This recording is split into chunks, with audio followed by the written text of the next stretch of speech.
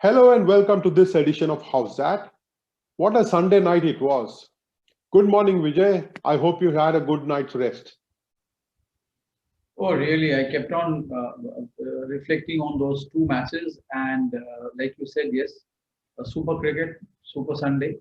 And to me, the lasting memory was Mr. Sunil Gavaskar exclaiming, "What a ball! What a bowler!"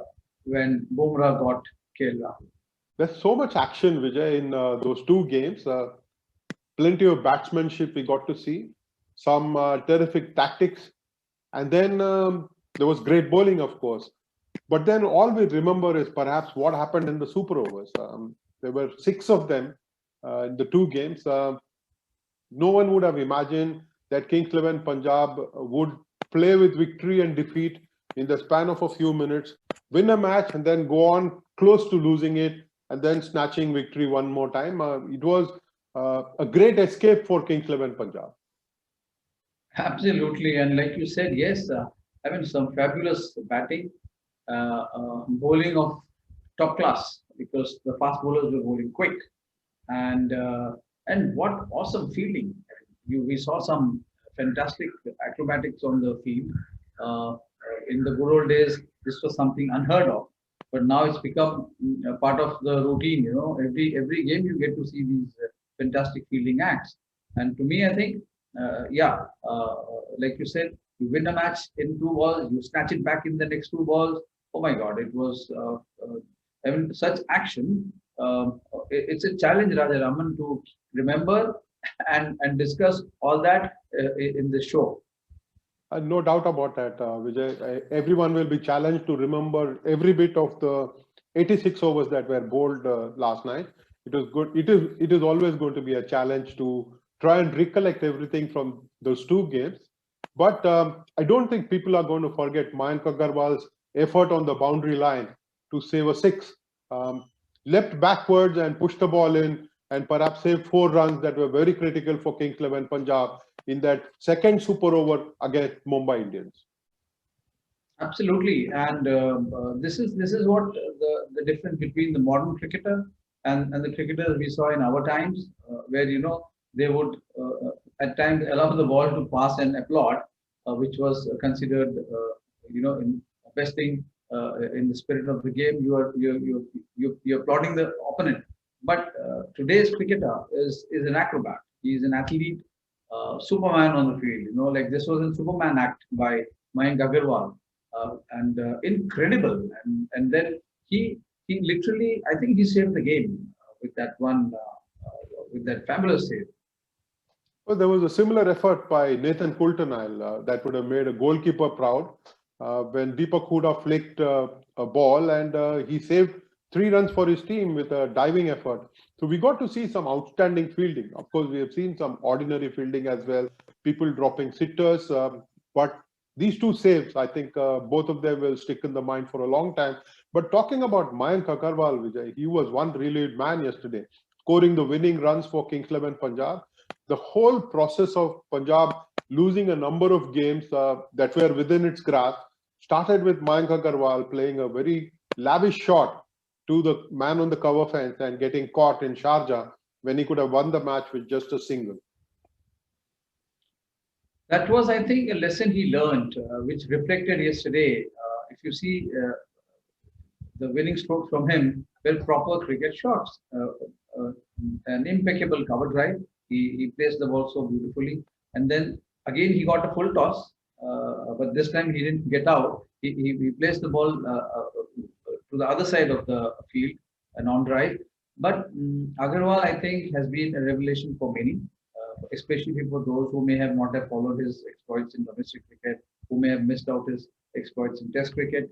He is one compact cricketer and he has grown with every game. I mean, he loves to be in the thick of action, and the way he batted yesterday, it has shown that he is a very, very mature cricketer now. When there is so much action in super overs, Vijay, you tend to forget what happened in the match itself. KL Rahul played a very good knock of 77, but was bowled by Jasprit Bumrah with a peach of a Yorker. Yes, you need a pitch of a ball to get a pitch of a batsman out. I mean, Bumrah versus Rahul I think it was a battle to remember. Bumrah definitely had the last laugh, but Rahul has, I think, he has won everyone's hearts with his skillful batting, his temperament. I mean, you look how cool he is. He doesn't get excited. That's the best part of his batting. He knows the best thing is he's able to pick the ball and find the gaps. That is the hallmark of a good cricketer. And there are times when he's able to effortlessly clear the field also, which shows that he has the timing, he has the power, and the fact that he has the heart to go and play his shots, because it's not always easy to just go and play your natural game. And Rahul has stuck to his natural style, and to me, I think he has been the batsman of the tournament so far. For someone who was afraid that he might have lost his cover drive at the start of the tournament, he's played brilliantly. He's timing the ball really well, and perhaps playing some of the best cricket that we have known him to in terms of consistency. We've always known him to be a very talented batsman, but he seems to bring in a lot of maturity now, and I think the responsibility of captaincy has also helped him blossom even more as a batsman. Mayank Agarwal, to me, he brings an old world charm when he's batting. Cover drives, on drives, shots on the ground. So, which is most unlike these modern cricketers. I've begun to love Mayank Agarwal's batting. Kings 11 Punjab got into dire straits. Deepak Hooda and Chris Jordan had to take the team over the line. They needed about 23 runs in a little over 3 overs, and Mumbai Indians pulled the game back from there. Yes, give credit to Mumbai Indians, I think, for pulling the game back, because it was not easy. Chris Jordan and Deepak Hooda were going very strong. But if I have to hold one thing against Rahul, it is that he must learn to finish the game. There are times when he's sort of leaving it to the partner, but at some point he will learn that he has to assume the charge and finish the game. Because finishers are what people remember. You may, like we've been discussing, we've been talking about people who have made an impact in a match-winning effort. We forgot that Rahul was such a huge influence in yesterday's game. So I think Rahul should learn during course of time. He will learn that he has to give the finishing touch to his batting talent. And yes, I think I give credit to Mumbai Indian bowlers for pulling it back. And when your team does not have a big stroke player, with Maxwell failing consistently, your team doesn't have a big striker of the ball in the middle over, and it contrasted very sharply with Pollard and Nathan Coulter-Nile did for Mumbai Indians, getting 50 runs in just over 3.5 overs. You're going to struggle, especially if you don't find the kind of batsman who can play those lofty shots and then take the team to victory. And if you see, Radha Raman, if you just go back and see Kings 11 Punjab's matches, there were at least 3 games, I think. I will not go into the details here. They should have won. They blame themselves for finding themselves in a situation where they are now fighting to get a place in the playoffs. But if you look at the matches, there are at least 3 games I remember where they should have won the game, won the match. Kings 11 will remember the season for those games that it nearly won but did not. But last night was very different, and they were able to toy with victory and defeat, and then finally convince themselves that they needed to win this game and then get to 6 points. Very interesting statistics on the table, Vijay, where 4 teams are locked at 6 points. I think the bottom half, each of the teams can now fancy themselves with a chance of upstaging Kolkata Knight Riders, which has got 10 points. Tough for them, but 4 teams locked at 6 points at the bottom of the table, Vijay. Yeah, they may compete among themselves, because I can't see KKR slipping from where it is now. I mean, it has improved. It is looking a good team with, of course, Dinesh Karthik has been is probably in a better frame of mind. You'll get to see him batting more fluently, and more with Morgan there. I think it is looking again a team which deserves to be in the top four. That small knock that Dinesh Karthik played, Vijay, in the end helped Kolkata Knight Riders get to a winning score. Of course, it was a tight score in the end, not really a winning score. But Dinesh Karthik did play his hand yesterday, not just in the match itself, but also in walking out to bat in the super over along with Eoin Morgan, and then taking Kolkata Knight Riders to victory. Yeah, probably there's a lesson to be learned here for Rashid Khan. I mean, the next time I'm sure he's not going to repeat what happened in this game. He should have gone for the second run. You're absolutely right. I mean, it would have been a calamity if he had got out, but the second run should have been attempted. Yes. It is fascinating, Vijay, to see how many batsmen do not attempt the second run of the last ball. Either they're playing for their averages or it is the batsman's instinct. The last ball of the innings, you can go for the second run or the third run, as the case may be. But we have typically seen batsmen put their hands up and say no to their partner and stop them in their track. I believe that teams should attempt a second run or a third run. And even if a wicket is lost, it's not going to affect the net run rate. But this was the difference between victory and defeat yesterday for Sunrisers Hyderabad. Of course, they committed a lot of mistakes and should have played better cricket. But the fact that they don't have a quality death bowler after Bhuvneshwar Kumar came back home is going to bite Sunrisers Hyderabad big time. Yeah, it has been costing the team because if you see the over dependence on David Warner, it's very clear for us to see, and then this over dependence on Bhuvaneshwar because they kind of never groomed a good death bowler and was always left to bowlers like Rashid Khan and Bhuvaneshwar. Of course, it is an art. It is not easy to bowl during the death over, say the 19th or the 20th over. But it is too late for Hyderabad to now juggle with the bowling. They have to do with what they have with them. But I think once again it will boil down to how David Warner delivers on that day. David Warner, of course, played a good knock during the match itself, during the 20-over contest. But then he was not able to do anything at all against Lockie Ferguson, who had a great match, Vijay. 3 wickets in the match and then 2 wickets in that super over. Lockie Ferguson perhaps had the spell of IPL, coming to play his first game for KKR this season, bowled a memorable spell and picked up 5 wickets yesterday.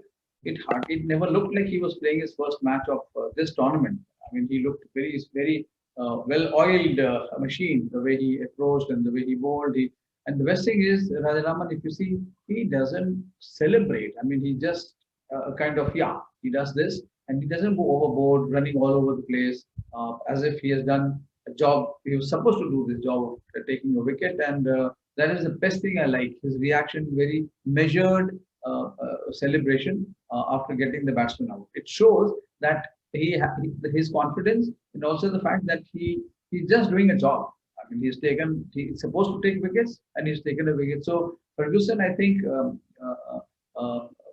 you're right. He's had a memorable spell, and for the audience, I think it's a lesson to see how a seasoned bowler performs in a tight situation. The manner in which he bounced out Kane Williamson to get him caught at third man was quite a sight, Vijay. He pitched it really short, but the ball climbed slowly. It did not come on quickly enough for Kane Williamson, but he climbed slowly, and then he got Kane Williamson caught right on the fence. If I'm not wrong, he is a very deceptive bowler.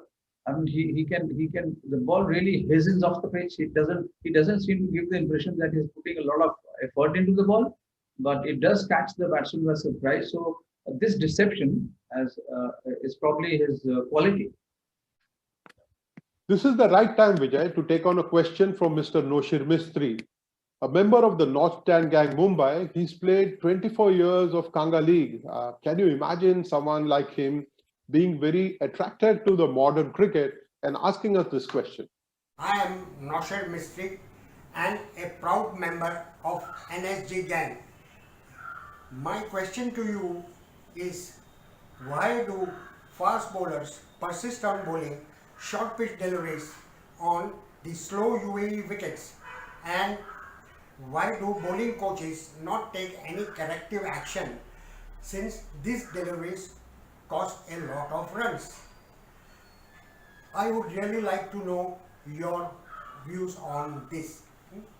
Thank you, Mr. Mistry. Fabulous. I mean, it's great to be getting this question from you, and it's fans like you, and you are a true servant of the game. I mean, true student of the game and servant of the game. You have played this league, and Rajaraman, I'm told he also played in the minor county when he was serving in England. So I would say it's a very probing question. To me, I think the bowlers do tend to drift. The idea is to surprise the batsman. They can make a mistake in bowling short, but the idea is always to surprise the batsman to get more bounce of the pitch. But Rajaraman, what do you feel? I mean, why do bowlers tend to overpitch or bowl short in excitement?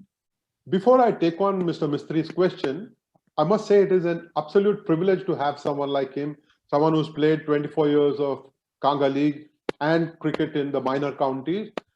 And then how can we even forget that we owe a lot to the Parsis of Mumbai? They are the founding fathers of cricket in the country. The first team that ever went and played outside of India was the Parsis. And to have Parsis on our show, and he's the second one coming up here, is terrific for us. We are completely honored. Thank you very much, Mr. Mistry. To now get to his question, I think a short pitch ball is a weapon in the fast bowler's armory, just as a Yorker is. I think what they do is surprise the batsman. Even on a slow pitch, they do dig the ball in and get the ball to climb a little higher or lower than the batsman expects, and then therefore they induce a false shot. It could be the miscued top edge, or it could be the gloved catch to the wicket keeper. So the short ball is a weapon, and you will not want to give up a weapon even on a slow track, like we get to see in the Middle East at this point of time. And Rajaraman, I'm always, I mean, you have to be very, very, and Rajaraman, I think we have to be ready and at our best when these questions are coming from NSG, because they ask some very probing questions and they really test your cricket knowledge. No, they are above the ordinary fans. I think they're students of the game, and it's always a privilege to have them on a show like ours, Vijay. Absolutely. Well, that brings me to fast bowlers yesterday, Vijay. Vijay, I want to ask you to pick one bowler from the 6 who bowled in the super overs. There were 5 fast bowlers, and there was Rashid Khan. So I want you to pick from the 6 bowlers who figured in the super overs yesterday. There was Lockie Ferguson for KKR. There was Rashid Khan for Sunrisers Hyderabad. And for Mumbai, you had Jasprit Bumrah and Trent Boult. And for Kings XI Punjab, you had Mohammad Shami and Chris Jordan. I think without any doubt, I will pick Ferguson, because the simple reason that he was playing his first match, and to feel this pressure and deliver, it speaks volumes for his skill, temperament, and the ability to perform under pressure. Of course, you had Shami also. You were right when you named all the other bowlers, but to me, Ferguson was probably the best. I was very happy. As an Indian, I was very happy to see Jasprit Bumrah and Mohammad Shami bowl 2 very high quality overs. Shami, I had my doubts because he's gone for plenty of runs in the death, but he bowled 6 wonderful Yorkers and kept the batsman tied down. Yes, and always with a smile. Have you noticed? He is always smiling. I don't know, a smiling fast bowler. Oh, Shami was again, yes, an example for the young lot not to lose their composure when faced with the challenge. And yes, you're right about Shami being fabulous, and Bumrah, we don't have to tell anybody. Everyone knows his amazing ability to bowl the crucial overs. Chris Jordan has the reputation of being one of the best death over specialists in the world. And Trent Bolt, of course, we know that he's a high quality bowler. Delivered 2 full tosses, one of which Chris Gale dispatched over the long on fence for 6 runs. Not the best day for Trent Bolt yesterday, but these are all high quality bowlers. And I think it was unfair on my part to ask you to pick one of the 6 bowlers, Vijay. No, not at all. Not at all unfair. And I also love Trent Bolt. I mean, he's such a wonderful sportsman, on the field. Have you seen if the batsman gets a 4 or a 6 of his good ball also, he just smiles in return and goes back to bowl the next ball. And most unlike a fast bowler. I mean, such a pleasant guy. And Vijay, we move on. Let's try and pick a most valuable player for each of teams last night. The first game was Sunrisers Hyderabad against Kolkata Knight Riders with KKR winning in the super over. Take your pick, Vijay. For Sunrisers Hyderabad, I think I'll pick David Warner because he had a very difficult task. He demoted himself, came in the middle order so that Williamson could go and do his job at the top. So I'll pick Warner as a valuable player, even though he may not have been able to finish the game. I will go for Lockie Ferguson, Vijay, from KKR. Had a terrific match, not just because he picked up the wicket, but because he's a throwback to an old era. It was almost like I was watching a black and white movie when I was watching him bowl. Easy action, very deceptive bowler, and played a match winner's part for KKR. While Lockie Ferguson did a good job for KKR, I think it was Mohammad Shami for Kings XI Punjab. I was very happy with how he has bounced back. He's gone for plenty of runs in those final overs, but then he showed a lot of character and in leading Kings XI Punjab's fight.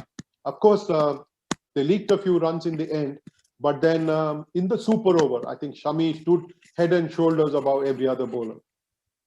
Yeah, and if you want me to pick valuable player for Mumbai Indians, it has to be Bumrah because with that KL Rahul wicket, he created a situation where Mumbai Indians stayed in the game. It was a rocket ball to a rocket batsman. So I think I'll pick Bumrah. Right, Vijay. We move on to tonight's game. It's going to be Chennai Super Kings and Rajasthan Royals, 2 teams which are in that bottom half. Chennai Super Kings will want to win this game, but it looks like Rajasthan Royals is coming into its own and can go on to win this game as well. I think Chennai will be under tremendous pressure if they go into the game without Dwayne Bravo. That means a setback even before the toss is made, and it will be very, very probably the most challenging phase of this tournament for MS Dhoni. Thank you very much, Vijay, for your time. Let's hope there is some good cricket ahead in store for us. Yeah, thank you. Have a very good day.